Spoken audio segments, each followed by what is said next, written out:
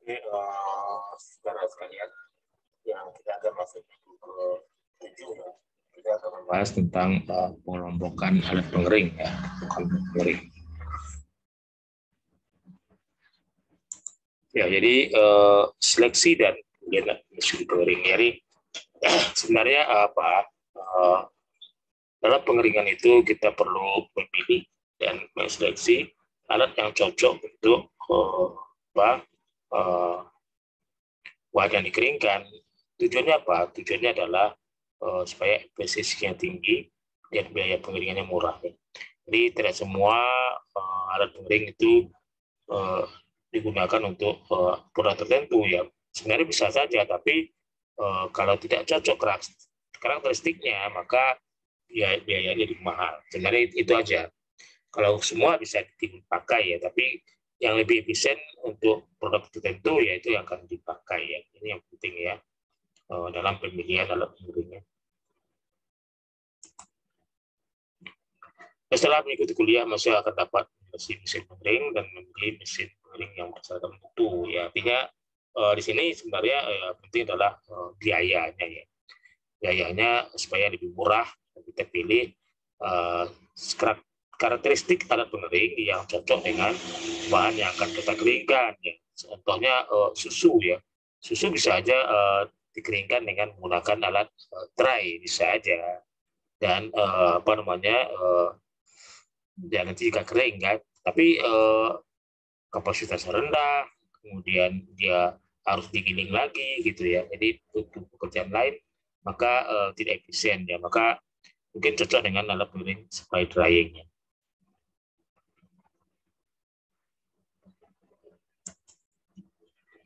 Ya, ada sifat bahan pertanian ya. Pertama, bahan dibedakan berdasarkan faktor-faktor toleransi terhadap suhu ya. Jadi suhu yang tinggi dapat mengurangi pekerjaan bahan sebagai bahan menjadi masak dan jadi perubahan sifat kimia dan fisika bahannya. Ini perlu ya dalam pemilihan alat pengering. Kenapa? Karena itu juga berkaitan dengan mutu dan samping itu biaya juga. Jadi kalau bahan yang riskan terhadap tubuh, terutama bahan-bahan yang mengandung vitamin C tinggi ya. Kalau vitamin C tinggi, maka dikeringkan dengan suhu 80, ya C-nya berkurang drastis ya. Jadi kandungan vitamin C, padahal vitamin C itu adalah satu ya kriteria bagi bahan itu ya, supaya dia bisa mengeringkan saya bisa ini ya bisa kadar vitamin C-nya bisa dipertahankan tinggi itu. Kemudian contoh lain ya bahwa suhu juga pengaruh terhadap perkecambahan. Ini kalau produk itu digunakan untuk benih ya, maka perlu juga alatnya yang digunakan ya suhunya harus sesuai dengan kebutuhan benih. Ya. Yang pertama adalah suhu rendah, itu suhunya dinaikkan sehingga paling tinggi adalah 55 derajat ya. Jangan lebih, kalau lebih dia embrionya jadi mati ya. Embrionya jadi mati ya untuk apa lagi gitu ya. Respon terhadap kelembapan. Jadi ini juga pengaruh ya. Bahan yang mengalami perubahan fisiologis atau perubahan-perubahan lainnya selama pengeringan. Jadi kalau bahan itu respon terhadap kelembapan ya RH tinggi ya dia akan warnanya berubah gitu ya. Itu akan perlu diperhatikan. Kenapa? Karena ya kita mengeringkan tujuannya adalah untuk mutunya supaya bisa dipertahankan. Tapi kalau dia akan menurunkan mutu ya carilah produk dan pengering yang cocok dengan bahan itu ya. Kemudian daya tahan atau kekuatan terhadap kompresi juga perlu ya. Bahan yang dipecah atau diubah bentuknya dengan tekanan arus dikeringkan dalam lapisan yang tipis ya. Jadi contoh seperti ini ya. Kalau misalnya kita mengeringkan buah gitu ya, kemudian ditumpuk banyak sehingga buahnya jadi yang bawah hancur gitu ya. Jadi perlu bahan yang yang keras ya. Seperti bahan yang dikeringkan pada tipe bak itu kan ditumpuk ya berapa lapis sehingga lapisan bawah ya jangan rusak gitu ya. Jangan rusak. Kalau rusak dia ya tidak bisa bertahan ya. atau mutunya jelek ya. Makanya daya tahan atau kekuatan terhadap kompres tekanan atau tumpukan umumnya ya, itu perlu diperhatikan apakah bahan itu rusak atau tidak. Kalau rusak jangan, ya seperti jagung ya ditumpuk berapa lapis, katakan 100 lapis ya tidak masalah di jagung ya, karena dia mempunyai daya tahan yang tinggi. Sifat mudah mengalir ini juga terutama bahan yang mudah mengalir ya, adonan gitu ya, itu ya perlu diperhatikan dalam pengeringannya, atau bahan yang digunakan dalam bahan yang perlu dialirkan ya. Itu lain lagi ya, pilih bahan-bahan yang cocok dengan bentuknya. Misalnya jerami, tongkol, jagung, dan bahan yang sukar mengalir tidak ya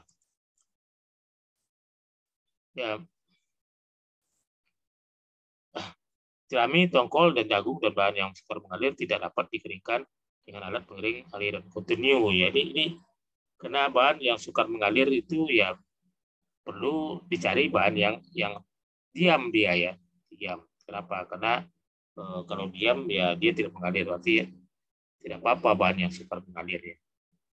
Tapi kalau butiran kayak kedelai apa itu bisa cocok dengan alat pengering kontinu ya.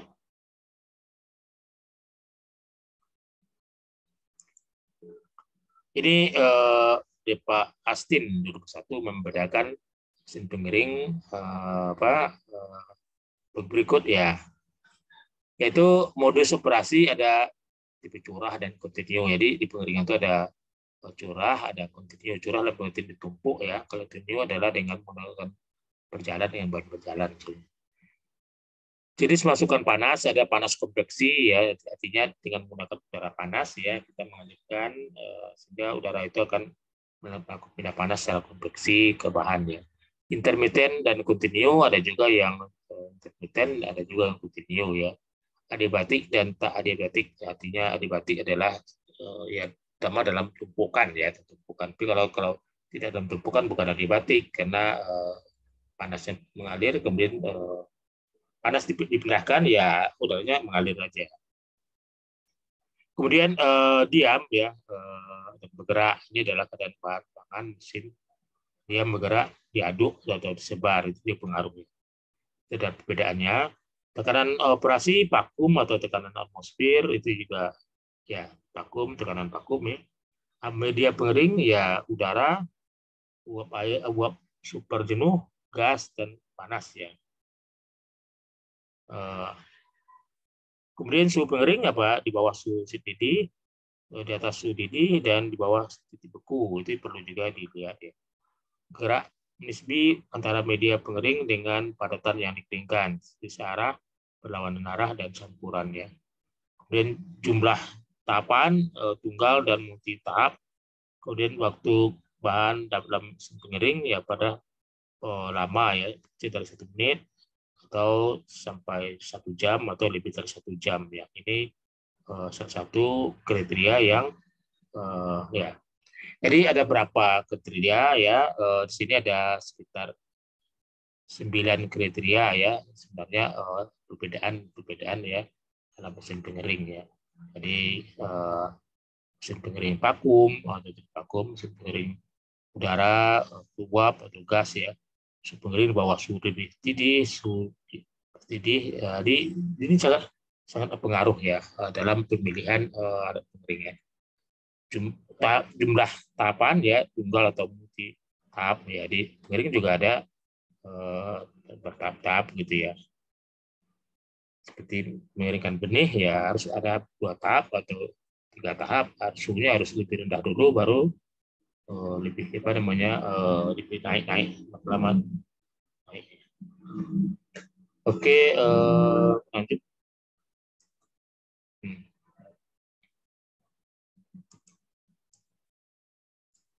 Ya, pemilihan mesin pengering Mujundar 2001 berikan informasi kuantitatif dalam menentukan mesin pengering ya.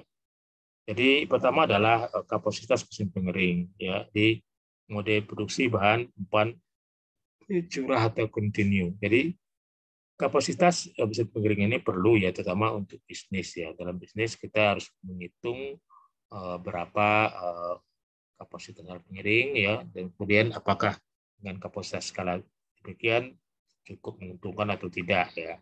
Jadi sudah sampai sejauh itu ya, maka kapasitas pengering itu perlu ya dipelajari. Sifat fisik kimia dan biokimia bahan umpan basah serta spesifikasi hasil yang diinginkan, keragaman karakteristik umpan yang diharapkan. Jadi perlu juga kita memilih itu berdasarkan sifat fisik kimia bahan yang cocok untuk apa. Misalnya apakah bahan yang dikeringkan dengan spray drying ya cocok, atau bahan yang menggunakan dengan freeze drying yang beku ya. Jadi kenapa? Karena akan mempengaruhi sifat fisik kimia dan biokimia bahan dikeringkan itu ya. Itu perlu dilihat ya. Kemudian operasi pengolahan hulu dan hilir. Jadi bagaimana cara mengoperasikan ya pada pengolahan hulu dan hilirnya nanti setelah proses berikutnya seperti apa ya.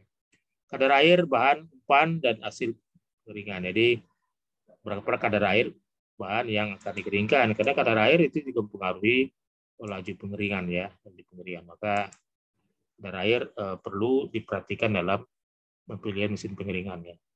Ketika pengeringan isotermi, sorpsi padatan basah. Jadi ketika pengeringan ya apakah dia isotermi ya, penyerapan padat ya atau basah.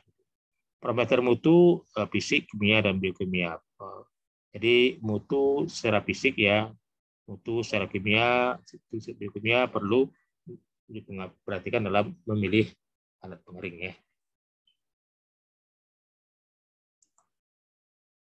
Nah, aspek keamanan ya, lanjutan misalnya kebakaran, ledakan dan keracunan juga perlu. Apakah nanti kita menggunakan alat pengering kemudian terjadi pindah logam berat ke bahan, nah itu juga berbahaya. Jadi, atau menggunakan alat pengering kemudian kemungkinan terbakar gitu ya, sehingga itu menyebabkan berapi ya, maka itu juga bahaya.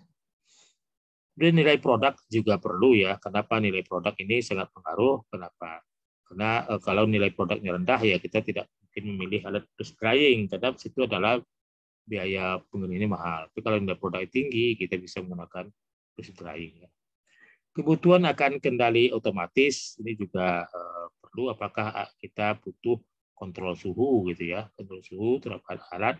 Kalau kita butuh ya perlu dipilih alat yang bisa mengontrol suhu ya, sehingga suhu yang keluar dari alat itu ya tidak besar atau sesuai dengan diinginkannya. Sifat keracunan produk ya, ini juga apa produknya, kemudian apa yang bisa menyebabkan keracunan juga perlu pertimbangan. Apakah nanti alat pengeringnya ya bisa menimbulkan racun gitu ya. Rasio pengembalian modal, kelenturan dalam kebutuhan kapasitas. Jadi ya dalam pemilihan pengering, apakah alat pengering ini bisa pengembalian modalnya bisa cepat nggak gitu ya, dengan pengeringan tertentu kita bisa kembalikan nggak modal ya dengan kapasitasnya berapa, apakah kapasitasnya 5 ton atau kapasitasnya 20 ton gitu ya.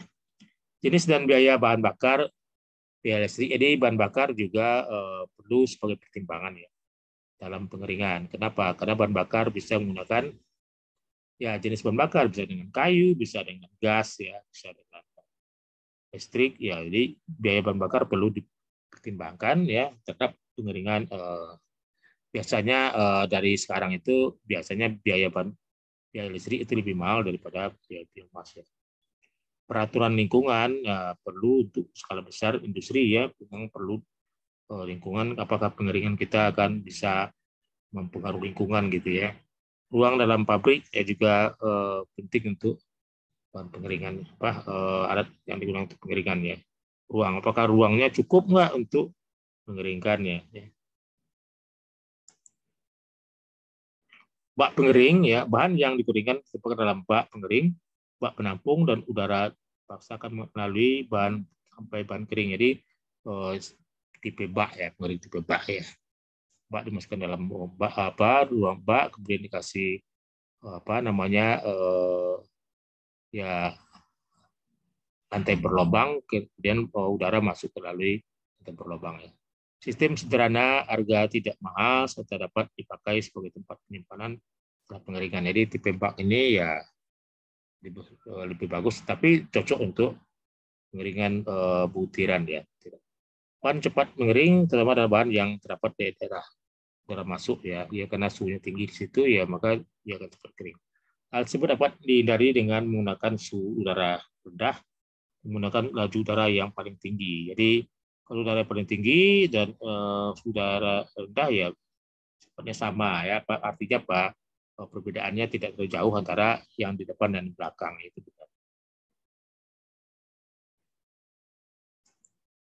Ya, alat pengering ya, alat pengering berputar ya. Itu bahan yang tidak dapat mengalir ya. Bahan yang tidak mengalir secara bebas dan yang tidak rusak oleh penanganan yang terus-menerus ya, ini adalah bagus untuk bahan berputar ya. Kenapa? Karena dia bergerak terus ya. Contohnya adalah apa? Contohnya berputar ini untuk bahan yang apa namanya? Ya ukuran kecil ya, ukuran kecil mulai dari tepung atau bijian ya. Itu dikeringkan dengan bak berputar. Ya terutama kenapa? Karena waktu pengeringannya lebih cepat ya, diameter kecil ya, pengeringan lebih cepat sehingga lajunya bisa dipakai ya. Karena biasanya adalah lamanya cukup di bawah 1 jam gitu ya lama keringnya. Contoh potong-potongan makanan ke ternak, buah-buahan dan sisa sayuran yang harus dikeringkan untuk persediaan bahan makanan serta komponen pupuk ya. Jadi ini contoh untuk pengeringan alat pengering berputar ya.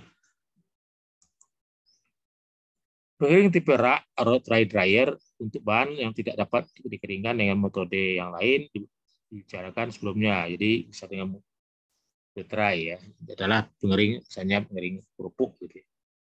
Ini kan pada dulang-dulang, tampan dan rak. Buah-buahan yang sayuran merupakan contoh yang terbaik secara ini ya, bisa juga ya sayur dan buah di rak. Kalau digunakan tipe bak dia rusak gitu ya, karena dia tidak tahan terhadap tekanan ya.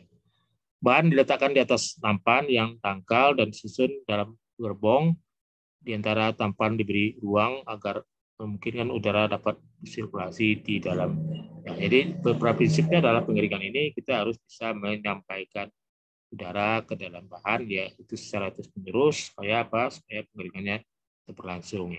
Nampan-nampan dikeringkan dalam satu kabinet atau terowongan. Jadi biasanya dalam pengering terowongan ya, di terowongan dia alirkanlah ke arah itu ya, baik alat udaranya searah atau udaranya berlawan arah. Nah, pengeringan dengan semprotan alat pengering yang dapat mengeluarkan air dari lautan atau dispersi, mengeringkan bubuk sampai kadar air yang mendekati seimbang udara kering yang dikeluarkan. Jadi pengeringan semprot ya, ini darah spray drying ya. Alat itu bahannya adalah